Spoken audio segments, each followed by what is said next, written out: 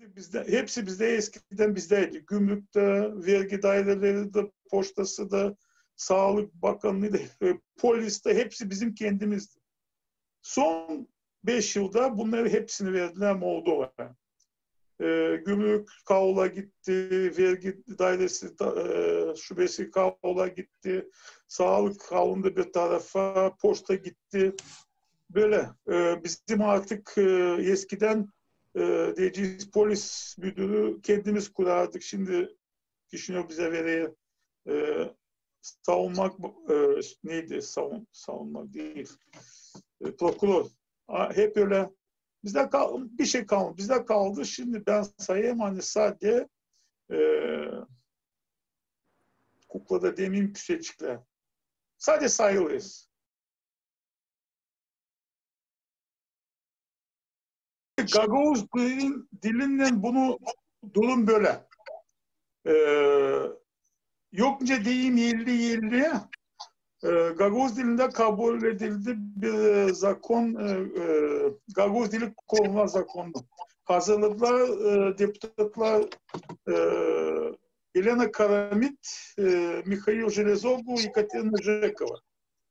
Pek güzel bir zakon. Onu çok pek zor kabul ettik. Bakın bir şey size söyleyeceğim. Bugünkü yönetim kuyuda geldi. Rusya'nın Rus dilinden bize Rusya lazım, Rus dili. Açan kabul edildi bu zakonu. Onlar hep bağırdılar. Rusya buna ne diyecek? Rus dilini öldürüyorsunuz. Ufak bir iş. Dünkü açılışta, iki günkü açılışta Gagavuzya Başkanı laf etti Romunca. Niye Rusça, niye Gagavuzca? Romunca. Resmi törende. Sonra bitkide 2-3 cümle Gagavuzca, bir cümle de Rusça. Şimdi bu kanun kabul edildi. Kanun pek işlemeye başladı. Ona para verildi. Ama Gagavuz dili predmet olarak öğreniyor. İTK var. Historia, Tradisiya, Kültürü. O ayrıydı. Şimdi uydurdular bir pilotni projekt. Bundan önce Gagavuz şkolaların, okulların direktörlerini değiştirdi başkan. Köyünde koydu kendi insanlarını. Şimdi açan bu pilotni projekt kabul edildi. Onlar saat lazım. Kestiler saatleri İTK'dan, Historia, Tradisiya, Kültür'den de birleştiler onu Gagavuz dilini. İnsanlar saatsiz kaldı. Mamile surat direkt insanlar istemiş. Yok böyle bir şey. Ama maşallah Bulgarlara, Ukraynlara hiçbir saatlerini vermediler. Kabul etmediler bu durumu. Ama bu getirecek ona hani Gagavuz dilini kökleme savaşı. Böyle. Yazık hani yönetim Gagavuz dilini kabul etmiyor. Gagavuz dilini bugünlerden öğrenmek istemiyor. Hem bütün yengelleri koyuyor. Her de yengel. Bu yıldan 4 predmet Gagavuz dilinde öğrenmeye başlanacak. Neydi şimdi? Resimcilik, müzika, zahmet tertibinde fizika terbiye etmesi. İşler güzel, öğrenilecek ama bunları öğretmediğini kabul ettiler. Karar hani bu hizmetlerden insanlara, öğreticilere yekten para verme. Hemen ortalığı kaldırdılar. Hani niçin onlara ödüyor ve kalanlara ödemiyor. Böyle her bir iş zorla yapılıyor.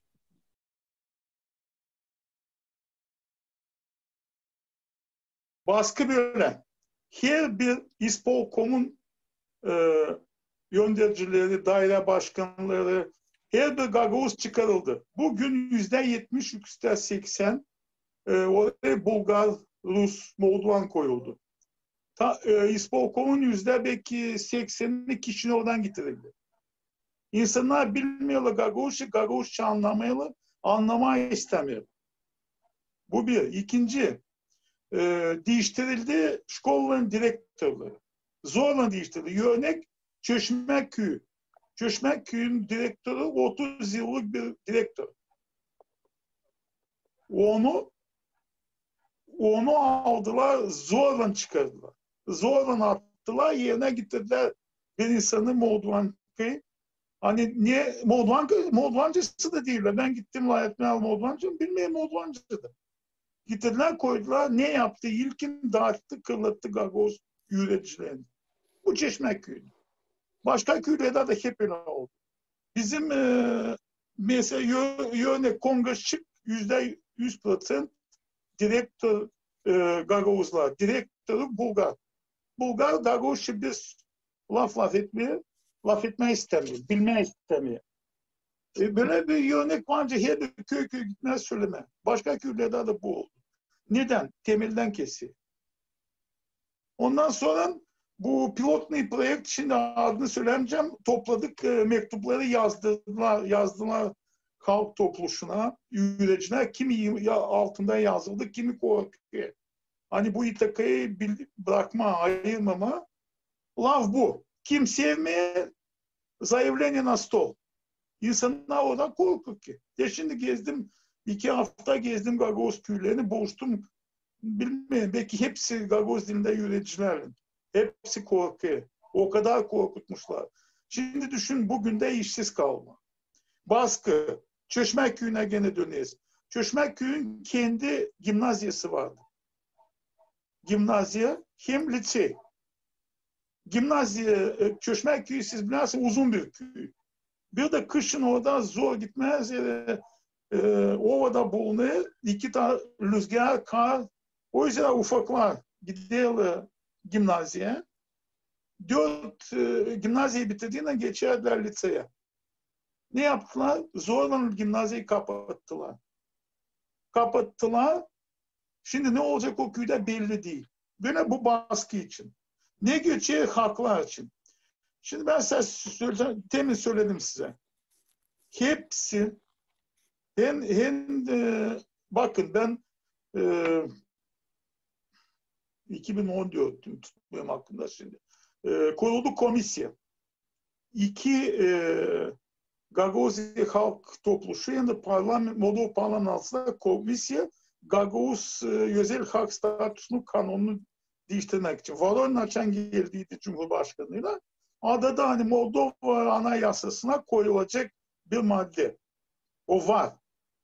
Gagavuzya, Moldova kendi bağımsızlığını kaybederse Gagavuzya bağımsız olma kavuşabilir. Komisya kurdular. Komisya işlediler. Herkese battırdılar. Yeni açan seçimler gene bu kanunla ortaya çıkıyor. Bitki teşhin çıkarıldı. Değil çoktan ziyade olacak. Kasım'da olacak prezidentin seçimleri. Bakın ne yazıyor. Gagavuz paketleri, zakonları zehirli bir şey. Düşünüyorsun mu? Hepsini ağlayalım. Başkan hiçbir kez kalkmadı desin, ne için böyle yapıyorsunuz, ne için bize hazırlıyorsunuz. Yok böyle bir şey. Susaraktan hepsini ve geçenlerde bir sitede, internet sitede yayınlamışlar raporları. Gagavuzya Başkanı, hükümet üyesi, hükümet azası. Gagavuzyan kuvvetlerini alarak hiçbir de reddetmiyor. Protokoller yayınlanıyor. O yüzden Gagavuzya'dan bir şey kalmadı değil mi? Hak olarak. Hak olarak.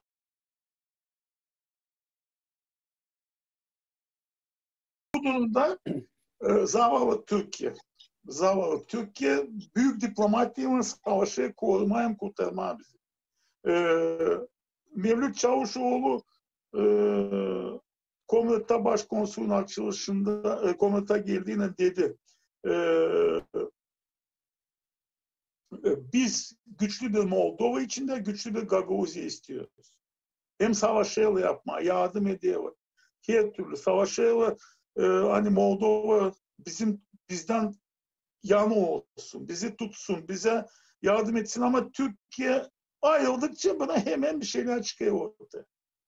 Ben bu kadar sabır Türkiye'de var ki savaşıyla işleme, çalışıyla işleme Moldova parlamenter ama yok orada. Yani tabi Moldova parlamento kendisine Moldova'nın sol sağcıları hani istiyorlar Romanya'nın birleşme hani sayıyorlar hani Gagauzya'da lazım olsun.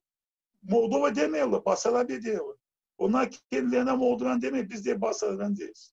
Anlıyorsun mu? Moldova parlamentine bakıyorsun, Romanya bayrağı her bir bu sağcılığın mikrofonu Romanya bayrağı. Siz düşünüyorsunuz örnek olarak Türkiye'nin ya da Moldova, Rusya'nın parlamentinde kimi deputatları da böyle bayrak. Bu anayasaya tez gidiyor. Ama onlar hiçbir şey.